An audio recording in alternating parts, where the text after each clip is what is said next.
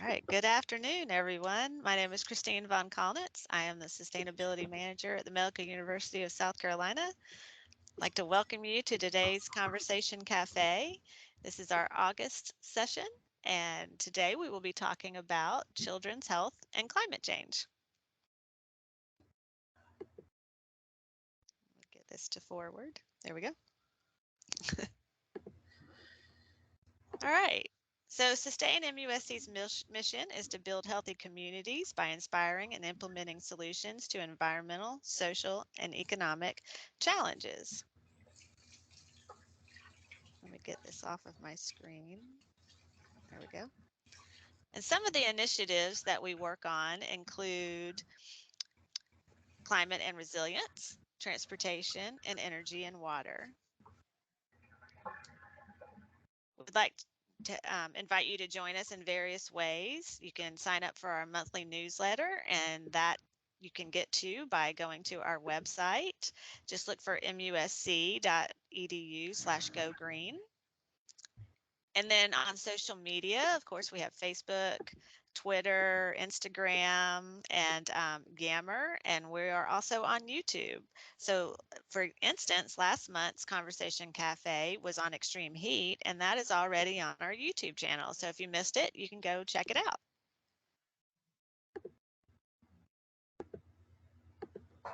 All right, so before we get to today's conversation, wanted to let you know about next month's conversation. That will be with CARTA. That is the local transit authority, and they will have representatives at our next conversation letting us know about any updates, any changes, and mostly it will be geared towards MUSC riders, but everyone from the community is invited as well.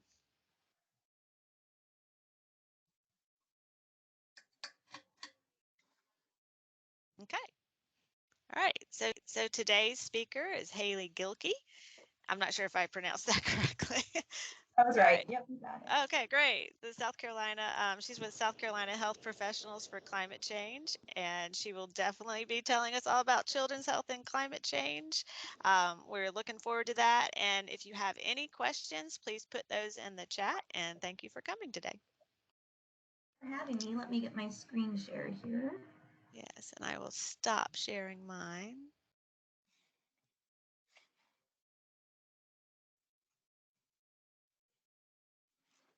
Can everybody see my screen okay? Got it. Okay, good. Well, thanks for having me here today. Like Christine said, my name's Hayley Guilkey, and I'm a general pediatrician. I'm in the Myrtle Beach, Conway area, so just about 2 hours north of you guys. And I'm also the founder of South Carolina Health Professionals for Climate Action. And I just want to draw your attention to the back of this slide. You can see these blue lines and these red lines.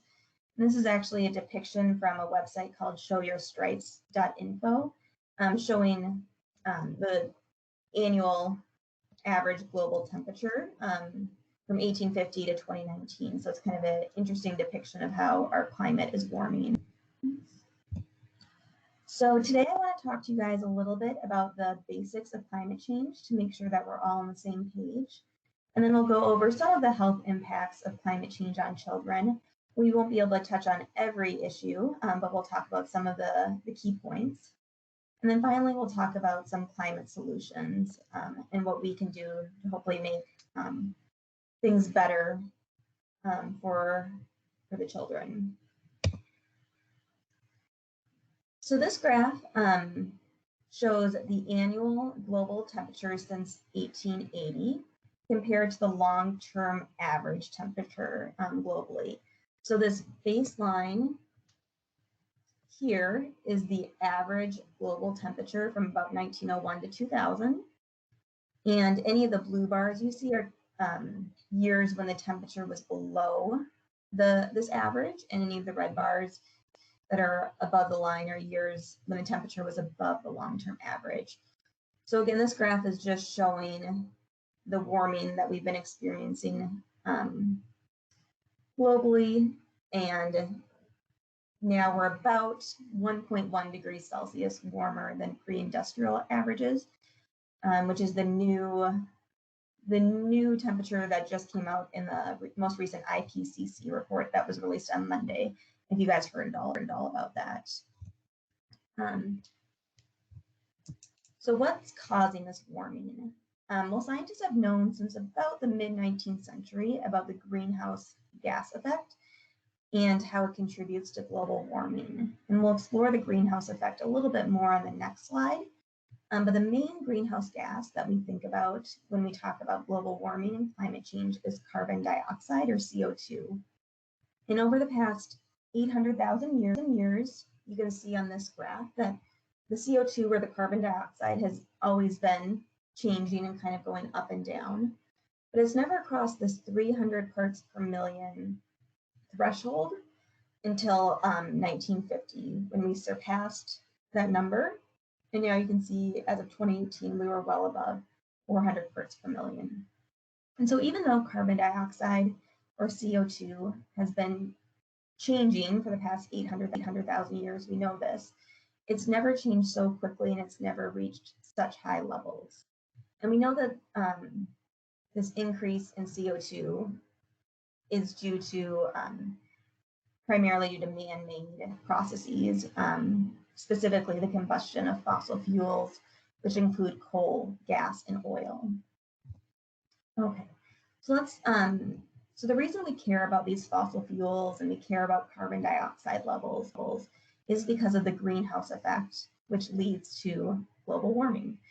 You probably learned about the greenhouse effect maybe in a science class in school. And it is a slightly simplified version of what's happening with climate change, but I think it's really helpful for us to visualize what's going on. And so there's this brief video from NASA that I'm going to show you guys, which will kind of explain the greenhouse effect to us. So sunlight reaches the Earth, and some energy is reflected back into space, and some is absorbed and re-radiated as heat. But most of the heat is absorbed by greenhouse gases and reflected in all directions, which warms the Earth. And so again, carbon dioxide is the main greenhouse gas that leads to a warming planet, but there are other more minor players as well. As greenhouse gases like carbon dioxide increase, more heat is reflected, leading to global warming. And just to clarify some terminology, global warming is this specific term that people like to use to discuss the rising global temperature, while climate change refers to that rising temperature, but also the side effects of that warming. And I know that 1.1 degrees Celsius doesn't seem like very much. We're actually already seeing the impacts of this temperature increase in the United States and globally. And we know that as the temperature continues to rise, these impacts are going to get even worse. So we see that the frost-free season is lengthening and will continue to lengthen, and this in turn increases the growing season. We also see lots of changes in precipitation. So some areas like Charleston are having more intense, more frequent rain events, while other areas are experiencing more droughts, which can lead to things like wildfires, which we saw devastating wildfires last year in the West and this year again, of course. We're also seeing heat waves becoming more frequent and more severe, and also seeing hurricanes becoming stronger and more intense. And in addition, sea levels are going to continue to rise. And this is due to melting land ice and also due to the fact that water expands as it warms. So why does climate change matter? Well, health professionals like me have been trying to sound the alarm that climate change isn't something that's just happening to the planet. It's actually a public health crisis. And it's especially a public health crisis for vulnerable populations like elderly, children, people with chronic medical illnesses in lower resource countries. And like I said, climate change is already having impacts on our health, and the impacts are likely to worsen over the next decades. And so one example of this, this picture is actually taken not super far from where I live in Conway, South Carolina. This is in Long, South Carolina, after Hurricane Florence, which caused just devastating flooding in our area. And I had a lot of patients and families who had to evacuate and kind of faced a lot of hardships because of that hurricane. Okay. So the changing climate presents numerous risks to child health. Some climate-associated health effects are already being felt today, while it's projected that they will become more apparent as the planet continues to warm. And changes in our climate is doing it, so a variety of different things. So one is increasing certain infectious diseases. This includes illnesses that come from ticks like Lyme disease, waterborne infections like diarrheal illnesses, and other infections. We know that warmer temperatures are also, as well as the increasing concentration of CO2 in our atmosphere, results in changes in the growth and allergenicity of some plants that cause allergic disease or hay fever. Like I said, rising temperatures and hotter summers are putting more children at risk for heat illness, and extreme weather events such as floods and hurricanes and wildfires can all affect children either directly through injury or through death, and also indirectly if harm comes to their caregivers or to their communities, or if local resources and infrastructure systems are hurt due to those extreme weather events that can impact children. And here in the Carolinas, obviously, we see hurricanes and flooding, and out west, like I mentioned, the devastating wildfires that they're having right now. And finally, air pollution from the burning of fossil fuels. Like I said, burning fossil fuels leads to climate change, also leads to air pollution and to poor air quality. And poor air quality impacts lung development in children and worsens asthma and other breathing issues. Oh, it's my light going off. Okay, so children are a high-risk group to the health impacts of climate change. And this is for a variety of unique physiologic characteristics that children hold. As pediatricians, we like to say that kids aren't just mini adults, and that's true. They really process the environment differently than adults do, and so they're impacted by climate change differently than adults are. So they have higher minute ventilation, which is how fast they breathe and how much air they breathe in. And this exposes them to higher doses of air pollutants, such as ozone, and we'll talk more about ozone in a few slides. But ozone worsens as temperatures increase. Kids also drink 3 times more per unit body weight than adults. And so that places them at higher risk of ingesting toxins and contaminants, and also puts them more at risk when there's food and water scarcity. Kids are immature both physically and mentally. Let me go back here. And so this means they may not be able to recognize or respond to threats appropriately. So you can imagine that a 1-year-old isn't able to just fill up a water bottle if they're thirsty. They can't necessarily remove layers of clothing if they're overheated. They rely on caregivers for their health and safety.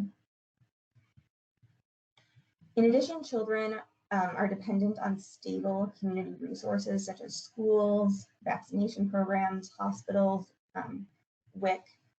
And so if these services are interrupted, it can harm children's growth and development.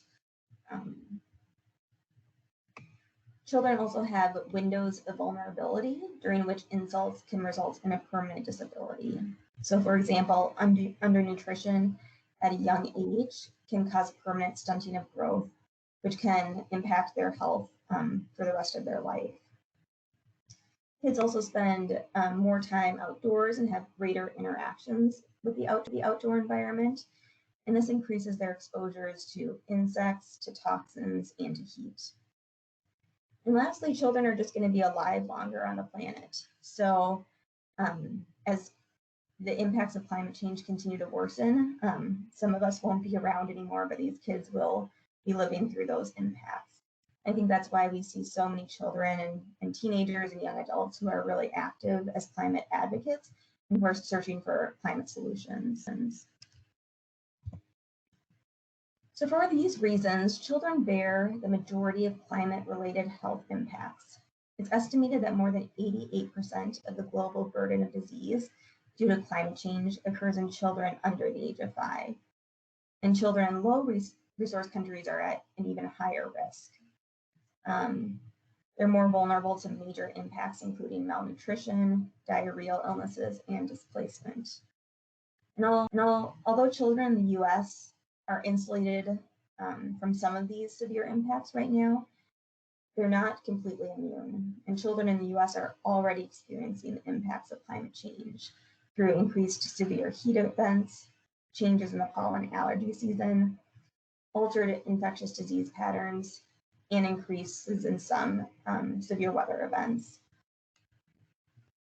So now we're gonna dive into some of the specific ways that climate change is impacting children's health.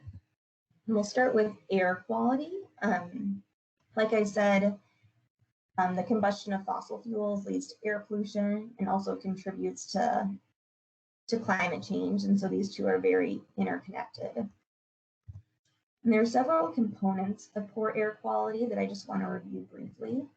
The first one, which I've already mentioned once, is called ground level ozone, and that's what's visible as smog. And we also call this bad ozone. It's different than the ozone layer, which is good ozone and it's higher up in the atmosphere. The ground level ozone forms from the burning of fossil fuels reacting with heat and light. So as we burn more fossil fuels and as the temperature increases, we see higher levels of ozone. The second component of poor air quality is particulate matter, and this is sometimes abbreviated PM 2.5 or PM 10, depending on the size of the small particles. These are basically very fine particles, some much smaller than a strand of hair, that can get deep into your lungs and cause breathing issues. And particulate matter is formed from cars, wildfires, dust, and power plant emissions. And the third component of poor air quality is pollen. And I assume that's the same in Charleston. In the spring here in Conway, our cars are covered in yellow pollen, the sidewalks, the streets, everything's just covered in pollen. And so this isn't a form of air pollution, but it does affect air quality. It's worsened by climate change and it impacts our health all the time. So one interesting study that looked at reducing air pollutants and how this reduces demand for healthcare was able to be done during the 1996 Summer Olympics, which were in Atlanta, Georgia. Just due to the Olympics, they placed traffic restrictions during morning rush hour, and morning rush hour decreased by almost 25%. And this led to an over 25% decrease in ozone levels. And more importantly, it led to over a 40% decrease in emergency room visits for kids with asthma. And what's really interesting is that there wasn't a difference in other emergency room visits for children during that time. So injuries and other things like that were still being seen in the emergency department. So there was obviously a huge impact just on children's health based on that decreased traffic and lower ozone levels. This picture didn't show it perfectly. This is another example of kind of the dramatic decrease in air pollution that's actually occurred during COVID. I think manufacturing and traffic has started to open up in New Delhi, India again. So I don't know if this picture looks quite the same these days. But at the start of COVID, when automobile traffic and manufacturing had shut down significantly, you can see there was this dramatic improvement in air quality. This isn't specifically discussing children, but it does include children, and I think is important to mention. So many of us have become more aware of health inequities due to COVID-19, especially in terms of race. We know that COVID-19 is infecting and killing Black and Hispanic populations at a higher rate than white populations. And unfortunately, this pattern holds true when it comes to air pollution exposure. So you can see that Black and Hispanic populations cause much less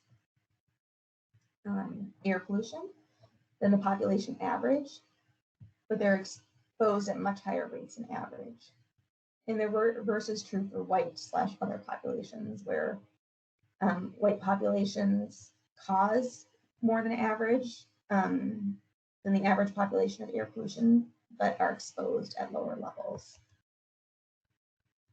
And this is looking specifically at particulate matter 2.5. And I'll touch just briefly on a couple studies that have looked at air pollution in children's health. One was conducted in 2004 and found that the current levels of air pollution in 2004 were having chronic adverse effects on lung development in kids ages 10 to 18.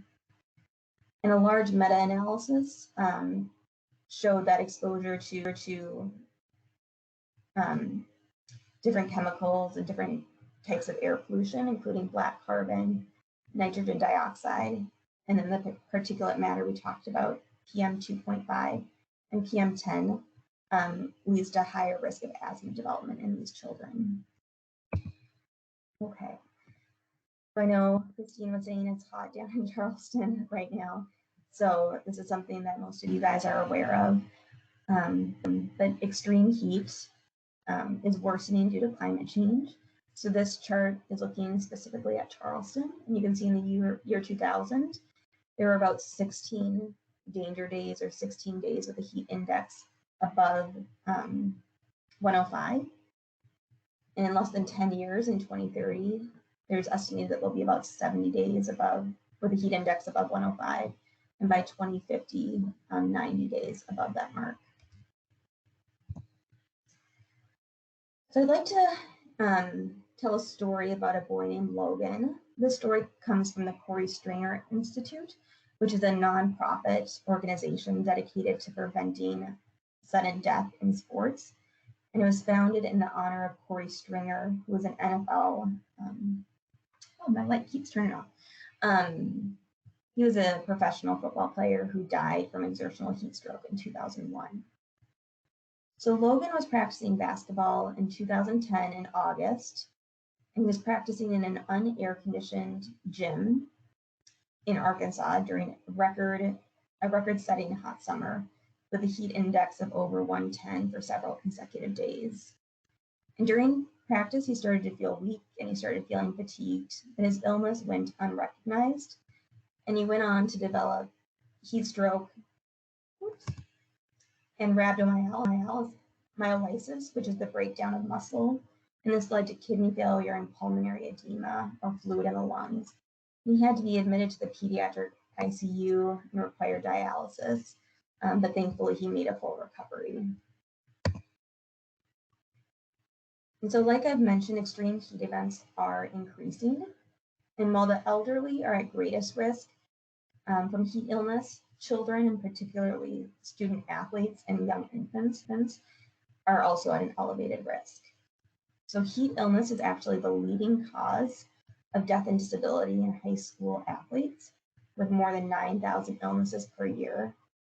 And over a third of US emergency department or emergency room visits for exertional heat injury occur in teenage male athletes, with football players at the greatest risk. And the rate of exertional heat illness in football players is over 11 times higher than that in all other sports combined. And sports-related illnesses, heat illnesses, are actually peaking right now. So we see they occur most frequently in August when preseason sports are beginning. Kids haven't necessarily been training well over the summer and it's extremely hot. And while the absolute numbers are low, American high school and college football deaths due to heat injury do seem to be increasing. So their numbers have doubled in the decade of 2003 to 2013 relative to the 1990s. So there are a variety of things that make children, especially young children, more at risk for heat illness. And this includes their immature thermoregulation, their higher metabolic rate, and their dependence on caregivers. I'm sure that anybody who works in the pediatric emergency department in Charleston or on any of the pediatric floors has seen some of these issues. But children are at risk for dehydration, electrolyte imbalance, kidney disease, and heat illness. And infants less than 1 year of age appear to be a particularly high-risk group to heat-related mortality. And I actually remember seeing a baby for this exact issue about a year ago. This baby was riding around in a car without air conditioning in the middle of the summer, ended up developing heat illness and some dehydration and had to be hospitalized. Sorry. And luckily that baby made a full recovery, but it is still a scary thing and something that we worry about. Infants suffer the second highest rate of heat-related deaths after the elderly, and some studies project that they will experience the greatest increase in mortality rates due to the rising global temperature. All right, so we just talked about heat. Now we're going to talk a little bit about allergies and how climate change is making this worse for children as well. So I'm going to tell two stories that come from a pediatric clinic in Virginia, actually, but I see similar cases like this in my clinic every year. And both parents gave permission to use these pictures and to use their images, but we will change their names.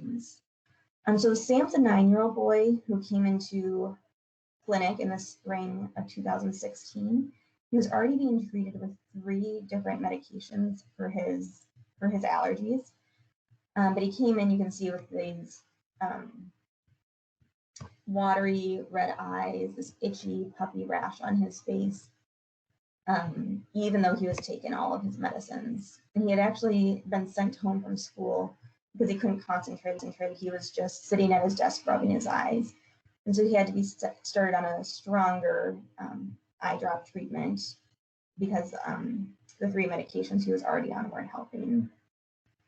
And then we have Sophia here on the right, and she was being treated with 1 allergy medication. But during the spring, she continued to have these significant dark circles under her eyes.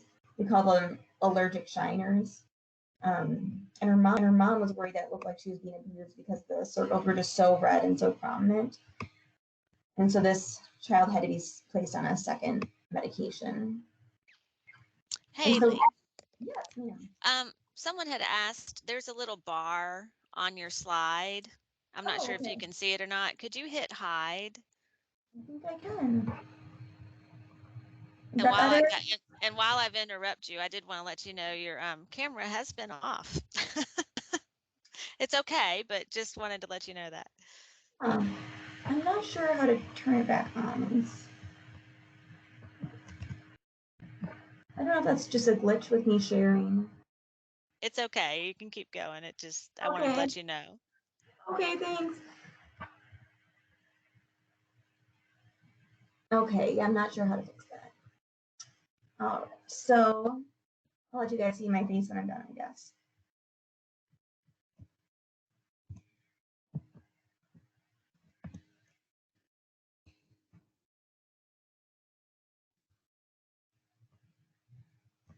Okay. So climate change can affect seasonal allergies in several ways. And one is the direct effect of increasing carbon dioxide concentrations on plant pollen production. So ragweed is one of the plants that we worry about that produces pollen and makes allergies worse. And when ragweed produces more pollen when it's grown in a higher carbon dioxide and at higher temperatures.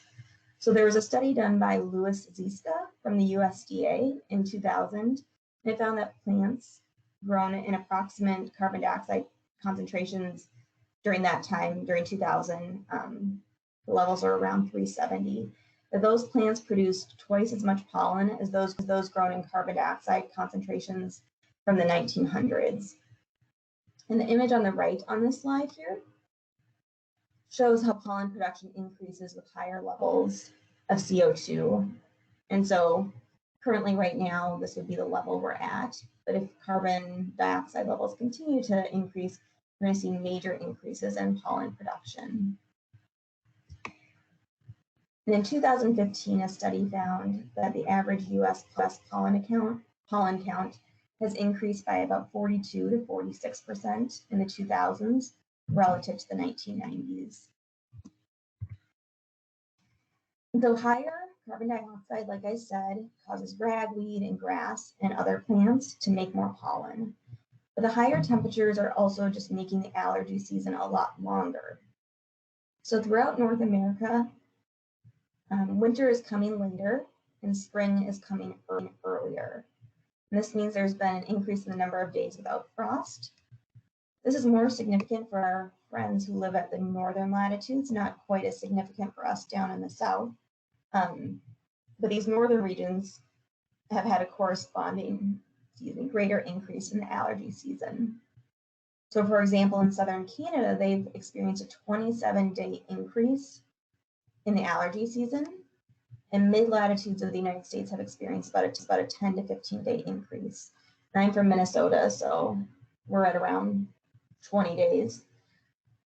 But then states like Oklahoma and Texas really haven't seen much of a change because they traditionally have little frost to begin with. All right, we're going to move on to infectious diseases. And I'm going to talk specifically about waterborne illnesses because I think that's most relevant to Charleston. But waterborne infections with the flooding issues and the sea level rise in Charleston is very relevant. So water infections are definitely made worse by climate change. And this is mostly due to an increase in extreme precipitation events. So rainfall ends up transporting and disseminating infectious agents.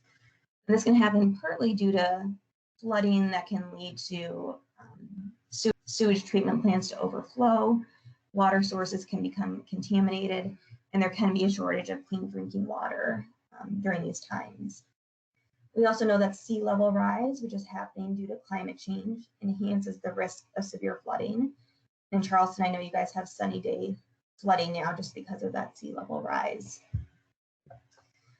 And in North America, we see that most documented waterborne disease outbreaks occur after extreme precipitation events. And there are about 9 million cases of these diseases annually in the US. And you can see for anybody who's into infectious disease, kind of a list of a lot of the different bacteria, parasites, viruses, and fungi that we see that cause these waterborne illnesses. And this image here depicts what the previous slide was talking about. So again, climate change increases heavy downpours, and this leads to flooding that can cause sewage overflow from treatment plants in other areas and can sometimes back up into people's homes. This actually happened when I lived in Cincinnati. We had a sewage backup from an extreme precipitation event, and it was a nightmare because everybody in all of Cincinnati basically had their basements flooded. We also see that streams and rivers rise, which contribute to flooding homes, businesses, and critical infrastructure like sewer and stormwater systems. And these floodwaters can be contaminated from a variety of sources, including agricultural waste, chemicals, sewage, and pollutants. Flooded materials in homes and schools and businesses can grow mold, which can lead to breathing problems and other illnesses. And again, these floodwaters often can contain bacteria, viruses, and parasites that make people sick. So the World Health Organization says that diarrheal illnesses, the second most common cause of death worldwide in children under the age of 5, are both preventable and treatable. And it mainly affects children under the age of 2 and is the leading cause of malnutrition in kids under the age of 5. And worldwide, there are still billions of people who lack access to safe drinking water and to improved sanitation, which can make them higher risk. And again, this is what we're always saying, that it's the children, elderly, and those with chronic diseases and weakened immune systems who are at greatest risk. There have actually been studies out of India, Peru, and China that have found that even just a 1 degree Celsius increase in ambient temperature increases diarrheal disease anywhere from over 5% to 16%. And it found that hospital admissions from diarrhea in children increased 8% in Lima, Peru during their El Nino period. And once again, I'll just say that waterborne disease outbreaks in the US are positively correlated with excess precipitation events. And in the US, by 2100, the Great Lakes Climate Modeling Project projects a 50% to 120% increase in these overflow events. In another analysis of 87 waterborne disease outbreaks from 1910 to 2010 showed that heavy rainfall and flooding is associated with two specific infections, Vibrio and Leptospira, most often. And I want to touch just briefly on Vibrio, because this has actually been in the news quite a bit in the state of South Carolina and North Carolina. There was a really nice series done by the state about Vibrio and how climate change is making the specific bacteria more common and is causing more problems. So as of 2007, there were 8 cases of Vibrio in South Carolina, and as of 2020, there were 29 cases that year. There have been lots of different researchers who have been studying this, and they, in the river that's about 2 miles from my house, the Waccamaw River, they verified 2 of the nastiest types of Vibrio in that water, which hadn't been seen previously. That's one of the reasons I don't swim that river. It's also the alligators, but a good reason to stay out of that river.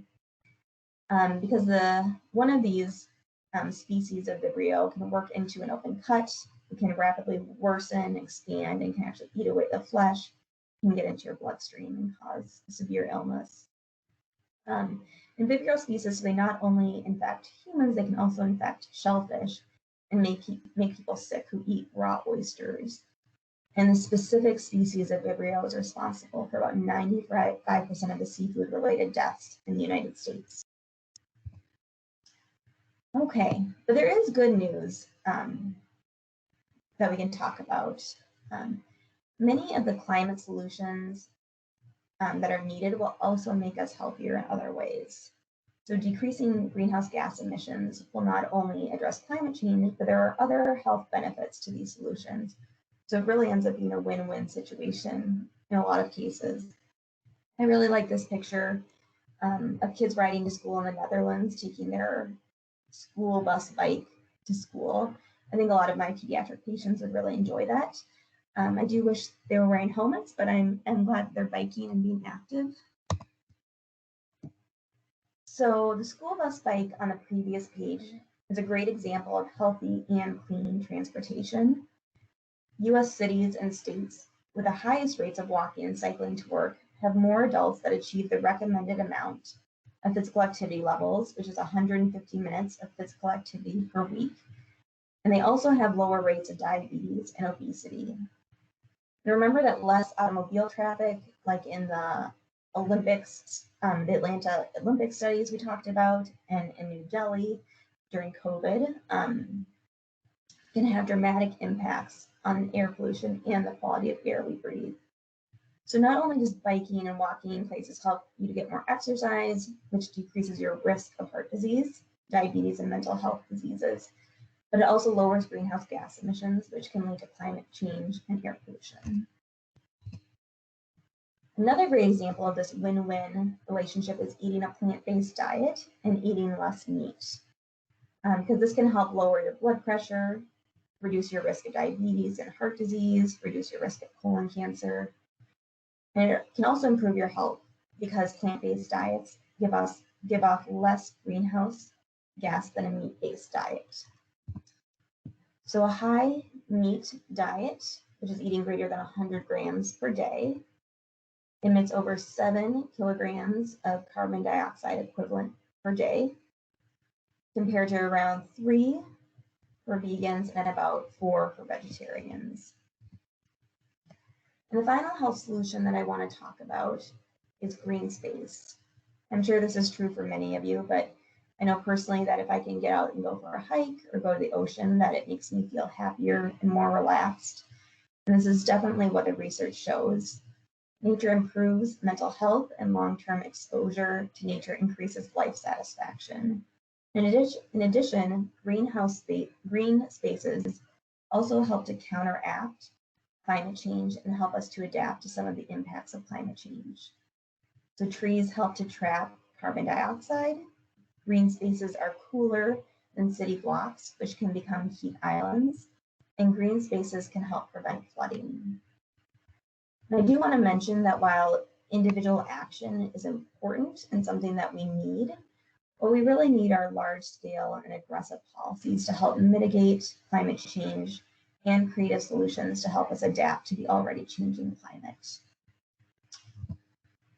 So I want to thank Christine and the MUSC Sustainability Group for having me here today. I'm happy to take any questions we have during the Q&A session.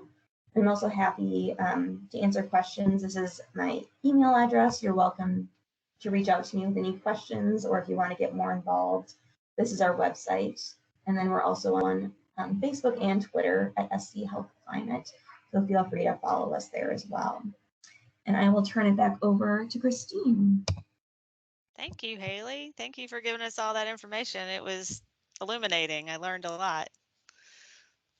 No problem. So I was looking at the chat, and I just wanted to go over some of the things that came through the chat. There's someone named Marge Milburn, and she's joining us today from Canada. She's in the province of New Brunswick. So she put a link in the chat that is to a Bill of Rights, and that is for children. It's to protect children from a harmful environment. So that's a great thing. So we've got a couple of links in the chat. One was from Star, and that has the blog entry, and then one was from Marge, and that is the actual information from the Bill of Rights. That's the link to that. And then we had another link from Belvin, and it's a link about minorities and the racial disparities in childhood asthma. So I encourage you to look at that link as well. And then Star had a question about, does roasting oysters kill Vibrio? That's a good question. I mean, I know eating raw oysters can lead to Vibrio. I assume roasting helps with that, but I don't want to say for certain that roasting would take care of that. I'm not positive. Yeah, it looks like he followed his own question up with a resource at the CDC website, and I just pulled it up, and it does say that hot sauce and lemon juice don't kill it, and drinking alcohol while eating oysters doesn't kill it, but cooking oysters properly does kill the bacteria. So that's positive. You just cook them and then you're good. Yes, exactly. So I was curious about, since we're talking about Vibrio, where does that come from, and what makes it worse in these rivers in South Carolina? Yeah, so I definitely encourage everybody to read that series by the state about Vibrio, because it goes into a lot of detail. My understanding is that there are a variety of things that can make it worse. So definitely the warming water is something that Vibrio likes and causes it to spread more. Okay. I also think that the rising ocean levels and the increased salinity, or the increased salt water concentration in rivers is also contributing to it worsening. So I think it does have to do with sea level rise. It also has to do with the water temperature increasing as well. And then I also think for a lot of these infectious diseases, there are, several causes. So I won't pretend to understand them all. But those are at least some of the main things that cause Vibrio to worsen, and why we're seeing it worsen with climate change. And that's only one river that we're seeing it in so far.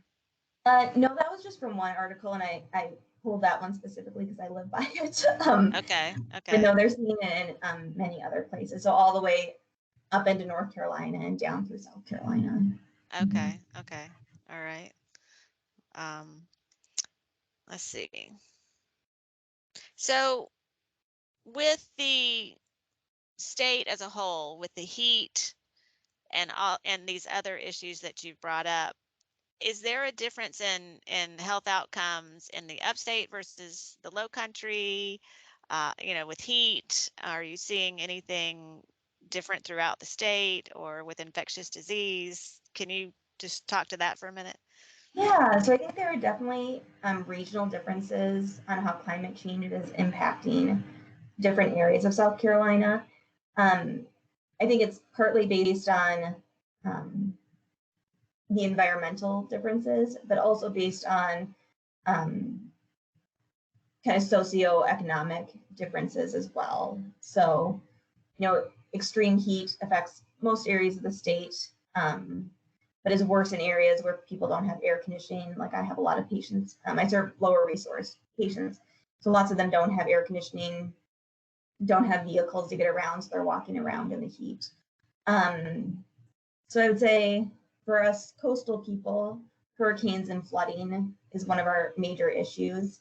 Across the state, extreme heat is a major issue.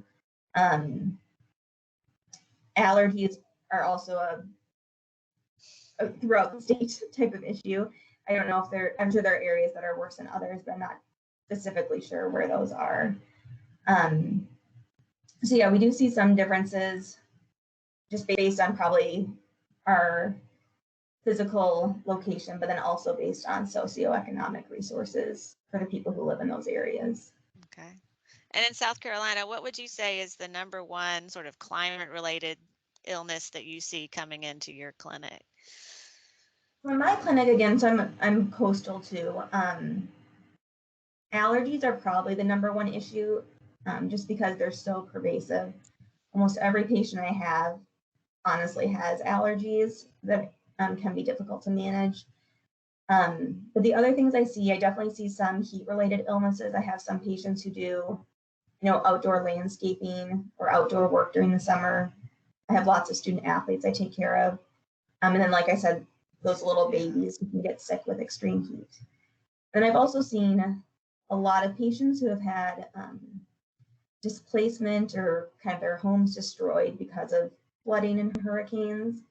And so I think even though their physical health hasn't been directly impacted by those, lots of mental health impacts and kind of long-term issues from those. So I'd say those are the top three things that I see. And I'm sure it varies based on where you practice in the state. So, I think about trees a lot for various reasons. One is, to prevent flooding and to provide shade and, help us with those two environmental issues. But trees also give off pollen. So, I think, what would you say? If you're trying to reduce heat and reduce flooding, you want to plant a tree. But then you have that pollen issue. What do you think about that those two competing things? I'd say I'm still very pro tree because I think the benefits of planting trees definitely outweigh the risks or the concerns with allergies. And they also help us just with clearing air pollution and keeping our air quality better. And so although asthma can be worsened by allergies, it's also worsened by air pollution and that type of thing. So I think overall planting trees is still very positive. And I think the impact on kids' allergies probably is minimal based on that.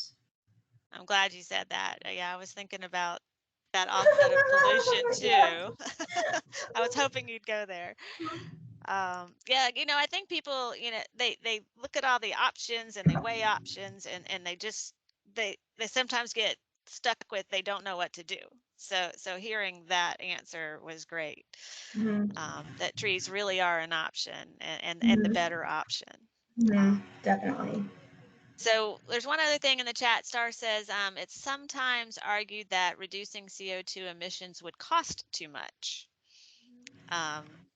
But healthcare costs a lot too. So Mhm. what do you think about that?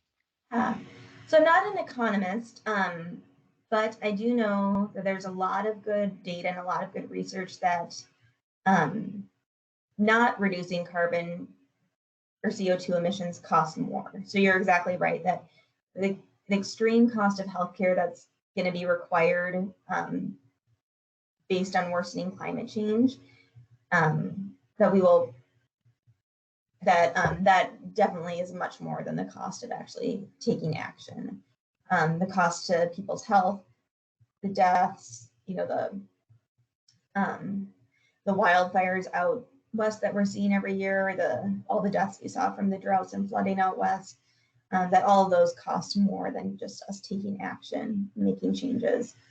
And so it actually is a net positive to take action on climate change. That's good to hear as well. Absolutely. So do you have any other, let's see, wait a minute. Any other, let's see, wait a minute. That's one more question that just came in. Do you have a right to a healthy environment in your state or country? I think we should. I think we all deserve that. But whether that actually happens, I think that's not always the case. I do think there's an environmental bill of rights that has either been passed or will be passed in South Carolina. That it's if somebody on here knows the answer to that, put it in the chat. But yeah, so this has been great. I really appreciate you being here today. Do you have any closing words? No, it's really nice to see all the people who came out to hear about climate change and children's health. I think the more people that we can get who are advocating for this and talking about this, the more changes that we can make and hopefully can start to reverse some of these trends. So I just appreciate everybody coming out today. Great, great. Well, this session has been recorded, and I appreciate everyone for coming today.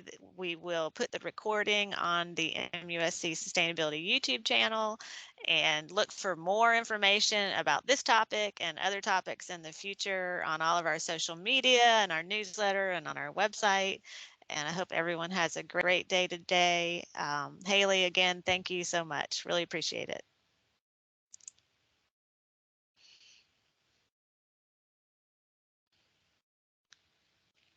Getting a lot of thanks in the chat. Thanks for having me, Christine. This was wonderful. Yeah, thank you so much. This is great. Have a good day. See you guys. I did learn a lot. I am going to stop the recording now. Thank you so much. Thanks. Bye. Bye.